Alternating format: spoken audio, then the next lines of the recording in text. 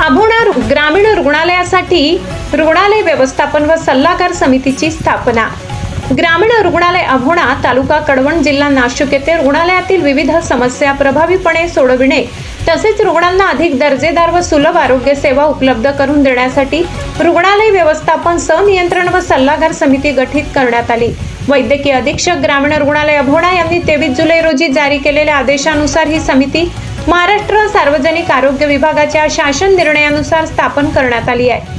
समितीच्या अध्यक्षपदी आमदार नितीन अर्जुन पवार यांची नियुक्ती करण्यात आली आहे। तसेच अशासकीय सदस्य म्हणून श्री भगवान विठ्ठल पाटील, NGO प्रतिनिधी श्रीमती सविता महेंद्र बिरारी, महिला सामाजिक कार्यकर्त्या आणि श्री देवेंद्र मुरलीधर गायकवाड, सामाजिक कार्यकर्ते यांचा समावेश करण्यात आलाय।